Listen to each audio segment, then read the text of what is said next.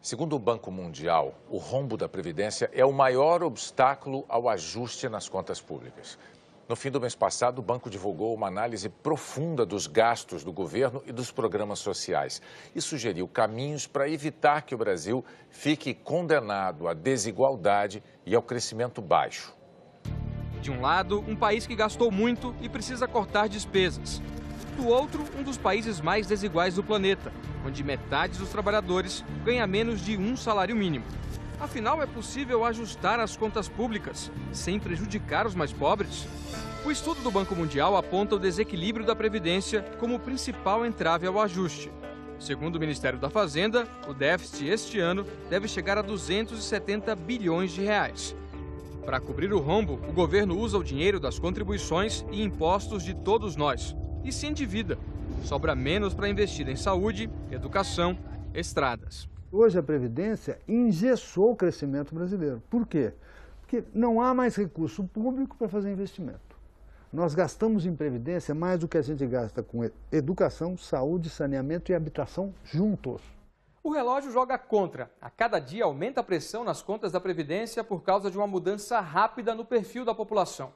As mulheres estão tendo menos filhos, os brasileiros estão vivendo mais. O número de idosos vai pular de 26 milhões para 73 milhões em 2060.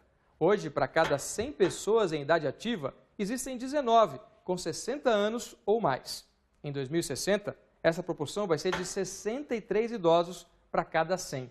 Ou seja, vai ter menos gente trabalhando para pagar as aposentadorias do futuro. Um fardo muito grande que nós vamos deixar, se não fizermos reforma, para os jovens que estão entrando no mercado de trabalho, para os filhos, para os netos. O que eles vão dizer? Como é que vocês deixaram uma bomba dessa para a gente resolver? Gustavo acabou de entrar. Darcio está para se aposentar aos 55 anos. Funcionários da mesma empresa, eles estão separados pelos desafios da aposentadoria em 2 gerações. Eu acho que eu contribuí dentro da regra que me foi colocada desde o início. Acaba que a minha geração vai ter que compensar um pouquinho as gerações anteriores. Até mesmo porque, por causa da maneira que a Previdência Social funciona, em que você paga a geração anterior e assim por si, consecutivamente. O problema é que, pelas contas do Banco Mundial, o atual modelo da Previdência contribui para a desigualdade. Os técnicos calcularam os subsídios, aquilo que o trabalhador recebe a mais do que contribuiu. Descobriram que 35% beneficiam os 20% mais ricos. Só 18% vão para os 40% mais pobres. É injusto porque os benefícios são muito mais do lado da faixa rica do país do que da faixa mais pobre. É transferir renda do pobre para o rico. É um Robin Hood às avessas. O Brasil tem 2 sistemas principais. Enquanto o do trabalhador privado tem 29 milhões de aposentados e déficit de quase 150 bilhões de reais, o do setor público tem um buraco de 77 bilhões, para apenas 980 mil beneficiários. O relatório cita como exemplo o Rio de Janeiro, mas diz que a situação se replica pelo país. Um servidor do Judiciário ou Legislativo, contratado antes de 2003, recebe em média uma aposentadoria de R$ 13 mil por mês. Enquanto no setor privado, metade dos aposentados ganha R$ 1.800. Depois que se aposentam, esses servidores também recebem mais subsídio, em média quase R$ 235 mil a mais do que contribuíram, contra 9.300 dos aposentados do setor privado que ganham menos. Isso sem falar nos mais pobres, que só conseguem se aposentar por idade com renda de um salário mínimo. É pouco, chega no meio do mês, acabou tudo. Acho que é injusto. Eles ganhar o salário que ganham e nós ganhar o salário que nós ganhamos. Os pobres se aposentam mais velhos, mas os segmentos médios e altos do país se aposentam muito precocemente e com o valor do benefício bem mais alto. Eles vendem um discurso de que isso é um ataque ao trabalhador, quando na verdade é um ataque ao privilégio. O governo diz que tenta reduzir essa distorção com a reforma da Previdência em discussão no Congresso. A proposta estabelece limites de idade, 65 anos para homem e 62 para mulher, na maioria dos casos. Para receber o valor integral, é preciso contribuir por 40 anos.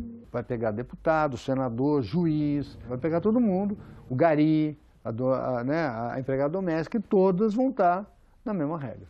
Além da reforma, o Banco Mundial indica outras medidas para equilibrar as contas. Corrigir o piso das aposentadorias apenas pela inflação e não pelo reajuste do salário mínimo. reduzir as aposentadorias a um percentual de 80% do salário médio, para todos que ganham mais do que o piso de um salário mínimo. Aumentar a contribuição previdenciária dos servidores públicos que ganham acima do teto do INSS. São pessoas que ganham bem, são pessoas que são na faixa dos 80% mais ricos do país e são pessoas que poderiam ser chamados a contribuir a solucionar uma crise fiscal que está impedindo o país a realizar o seu potencial econômico. A Federação Nacional dos Trabalhadores do Judiciário Federal e Ministério Público da União critica as medidas. Nós não temos o fundo de garantia por tempo de serviço que o pessoal da iniciativa privada tem.